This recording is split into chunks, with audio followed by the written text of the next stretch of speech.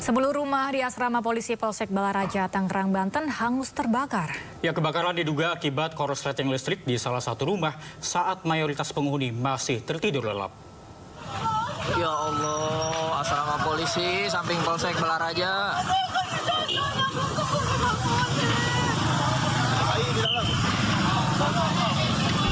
Api melalap 10 unit rumah di asrama yang dihuni anggota Polsek Balaraja, Tangerang, Banten Sabtu pagi.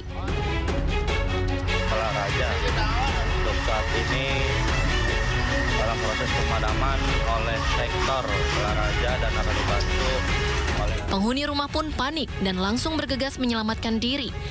Banyaknya material kayu dan aliran listrik yang masih menyala membuat api cepat membesar. Yang terbakar asrama polisian, api masih merah. Demikian laporan dari TKP. 3 unit mobil pemadam diterjunkan ke lokasi kejadian. Api berhasil dipadamkan setelah petugas berjibaku selama hampir 4 jam. Diduga kebakaran terjadi akibat korsleting listrik di salah satu rumah. Informasi awal ini masih dalam penyelidikan, tapi menurut saksi yang melihat, informasi awal ini dari rumah yang paling pojok, ya, rumah pojok yang mepet ke SPBU ini, itu percikan api dilihat dari atap rumah, dimungkinkan akibat arus pendek atau korsleting listrik yang mengakibatkan kebakaran, sehingga kemudian merembet ke rumah-rumah yang lain. Tidak ada korban jiwa dalam peristiwa ini, sementara petugas masih mendalami penyebab pasti kebakaran. Dari Tangerang, Banten, Aimarani, iNews melaporkan. Pemirsa, saatnya kita beralih untuk menyimak pantauan arus lalu lintas dan kami telah terhubung dengan Brigadir Medina dari NTMC Polri yang kini berada di kawasan Gadok, Jawa Barat. Ya, Brigadir Medina, bagaimana pantauan arus lalu lintas dari tempat Anda melapor?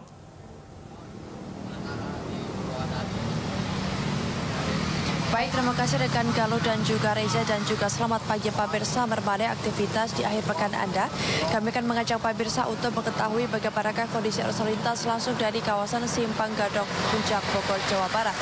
Dapat Anda bersama dari kaca Anda arus lalu lintas pada pagi hari ini terbilang sudah mulai terjadi peningkatan volume arus kendaraan, yakni arus lalu lintas dari arah Jakarta yang akan mengarah ke Puncak.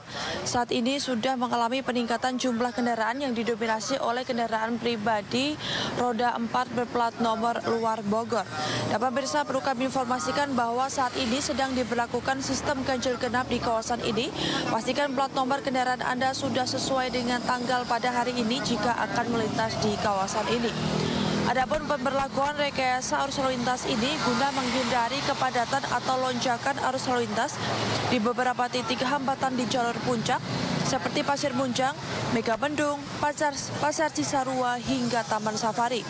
Hal ini karena adanya aktivitas masyarakat yang melaksanakan weekend di kawasan Puncak Bogor, Jawa Barat, serta adanya keluar masuk kendaraan di persimpangan yang menuju lokasi wisata.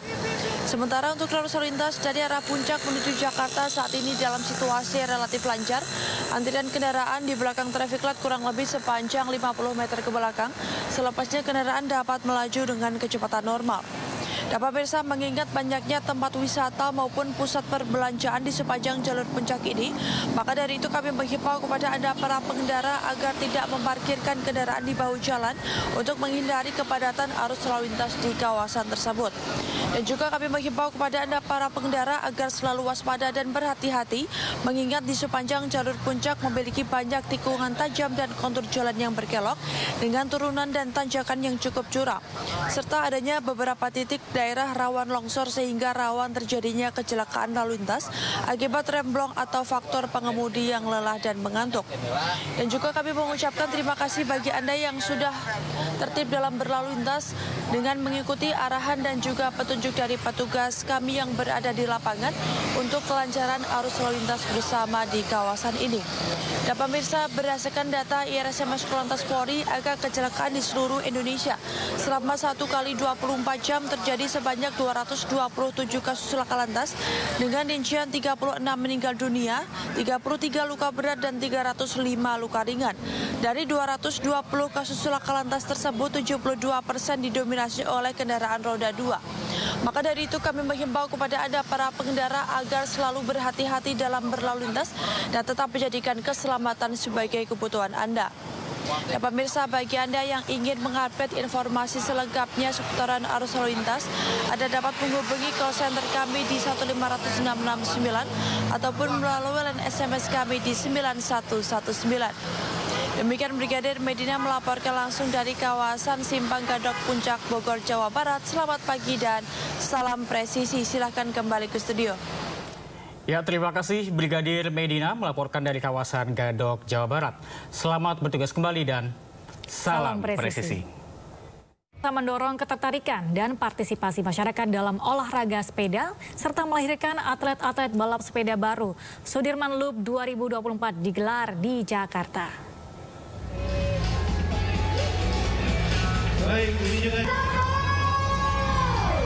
Ya, balap sepeda berlangsung di sepanjang ruas Jalan Jenderal Sudirman dari Bundaran HI hingga Bundaran Senayan, Jakarta.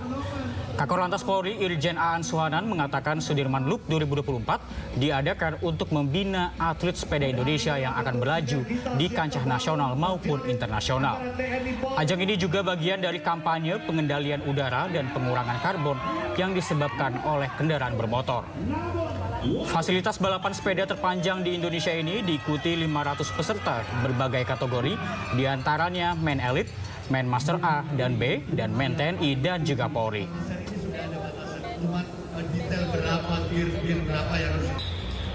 Tepatnya 235 meter lagi. Kegiatan ini juga sebagai bentuk pendekatan Polri dengan masyarakat, ya, terutama komunitas sepeda, baik itu sepeda road bike, sepeda MTB dan lain sebagainya. Karena event ini nanti juga akan ditindaklanjuti dengan event-event sepeda yang lainnya, tidak hanya road bike. Ya, keberadaan Aep, saksi kunci yang bersaksi mengetahui kejadian tewasnya Vina dan Eki di Cirebon, dipertanyakan. Sebab pasca putusan sidang pra-peradilan Peggy Setiawan, Aep masih belum diketahui keberadaannya.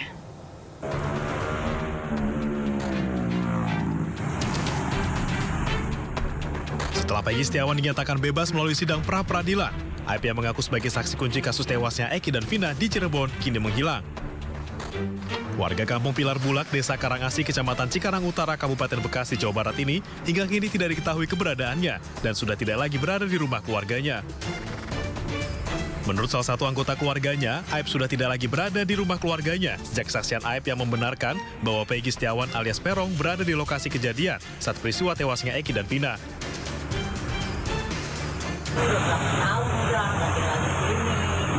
Memang suka kesini, tapi jarang kesini. Namanya anak itu di mana aja kan. Itu. Terus udah terakhir di sini kapan, Bu? Ya itu semenjak kejadian begini. Yang rame ini ya. Sering dipanggil Polda atau gimana dia? Iya, suka. Dia udah ada. Keluarga mengaku tidak mengetahui kasus yang menimpa Aep. Bahkan keluarga menyebut Aep memang kerap berpindah-pindah atau merantau bekerja, sehingga keluarga tidak banyak tahu tentang keseharian Aep. Dari Kabupaten Bekasi, Jawa Barat, Didit Junaidi, iNews melaporkan. Ya, keterangan tidak benar yang diberikan dalam persidangan bisa membuat seorang saksi dipidana. Tak hanya saksi, aktor intelektual di balik kesaksian palsu tersebut juga bisa terseret hukum. Dan berikut keterangan pakar hukum pidana Jamin Ginting dalam program iNews Sore pada Sabtu 13 Juli. Maka kalau dia mengatakan orang itu dan ketahui tidak cukup bukti menyatakan dia sebagai Peggy Perong, ada keterangan yang tidak sesuai, ya, berarti bisa jadi keterangannya tidak benar. Nah, kalau keterangan tidak benar disampaikan dalam persidangan, dalam persidangan di bawah sumpah, maka orang ini bisa dikenakan pidana memberikan keterangan palsu di bawah sumpah. Nah, itu bisa dikenakan pidana di KUHP, begitu. Jadi ada kemungkinan diberikan kena pidana. Kalau dia keterangannya tidak benar, dan dia menghilang, apa sebabnya dia menghilang? Harusnya dia ada di situ. Ada dua kemungkinan menurut saya hilangnya orang ini. Pertama karena dia takut keterangannya tidak benar, atau karena jiwanya terancam. Ada hal yang menarik saya kira di sini, kalau dia khawatir terkait dengan ancaman, contohnya ancaman bisa saja ya terjadi dari pihak kepolisian yang melakukan intimidasi, bisa kemungkinan terjadi, atau bisa juga dari pihak keluarga. Peggy Setiawan atau pihak keluarga korban, siapapun itu yang mengancamnya, dia bisa pergi ke LPSK, ya, lembaga perlindungan saksi dan korban, sehingga dia mendapatkan perlindungan keamanan dan jiwanya. Sehingga karena apa? Karena jiwanya terancam karena adanya ancaman, contohnya mungkin. Jadi nggak perlu khawatir. Nanti di situ dia baru menerangkan sebenar-benarnya keterangan apanya, yang benar atau tidak. Dan dia harus membuktikan keterangannya itu, begitu. Jadi jika seandainya terbukti memberikan keterangan palsu, maka artinya juga harus ditelusuri ya sosok yang dimungkinkan memberikan perintah untuk menyampaikan keterangan palsu terhadap Aep dan Dede ini, Pak Jamin. Iya, jadi orang yang memberikan keterangan palsu didasari pada perintah dari orang lain yang membujuk atau yang menganjurkan dia untuk memberikan yang tidak benar, maka orang yang menganjurkan untuk melakukan tidak benar itu aktor intelektual ya. Dalam hukum pidana itu pasal penyertaan namanya ya, menganjurkan melakukan tindak pidana. Jadi bisa dipidana juga sama dengan orang yang memberikan keterangan palsu tadi, begitu. Ya, kita beralih ke informasi lainnya. Pemirsa, fenomena selebritis maju di Pilkada 2024 mulai dilirik oleh sejumlah partai. Bahkan sejumlah partai politik tampak percaya diri untuk memunculkan nama-nama selebritis. Ya, dari sekian nama yang muncul akan menjadi bahan diskusi publik.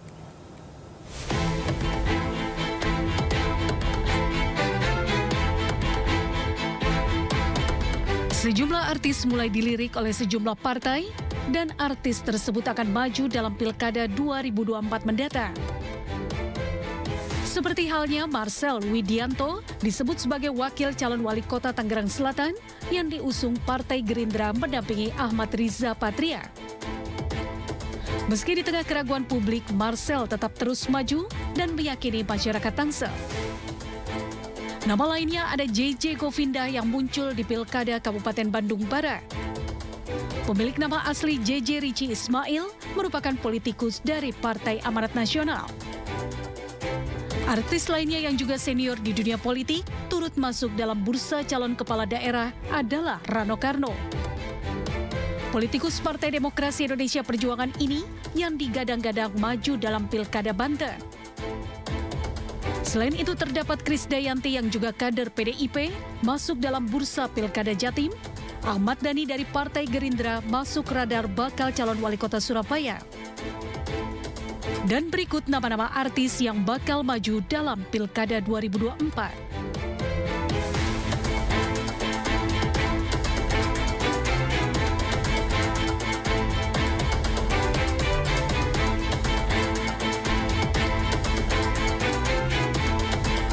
Fenomena selebritis di Pilkada serentak 2024 dapat dijadikan gimmick politik yang dilakukan parpol. Padahal, belum tentu parpol yang dimaksud bakal benar-benar mengusung calon tersebut. Gimmick politik tersebut memiliki tujuan untuk mendapatkan atensi media atau masyarakat dan mendongkrak nilai politik dari sebuah parpol dalam pilkada.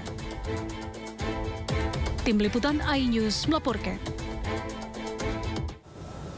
Ya, sementara sejumlah tanggapan datang dari masyarakat mengenai pencalonan artis di Pilkada 2024. Dan berikut liputannya untuk Anda.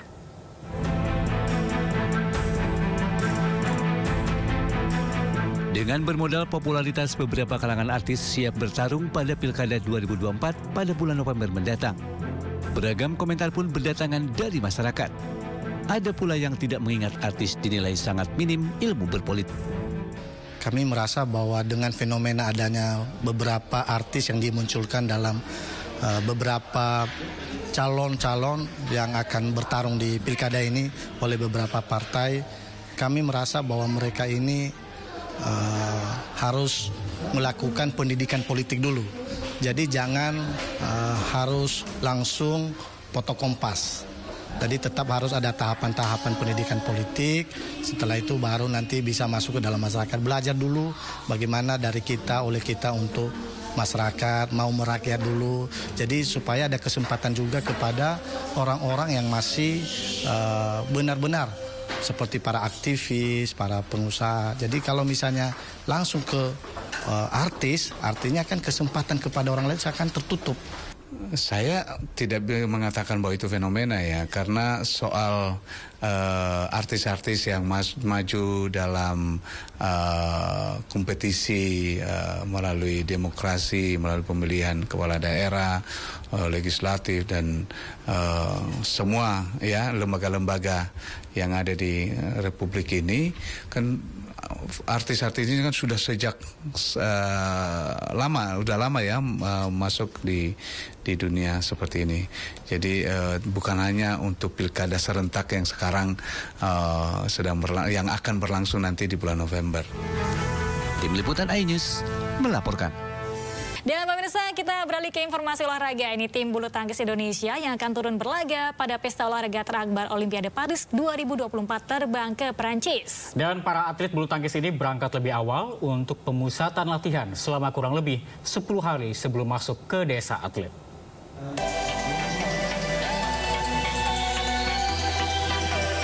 Tim bulu tangkis Indonesia akan turun berlaga pada pesta olahraga terakbar Olimpiade Paris 2024 terbang ke Prancis pada Sabtu sore.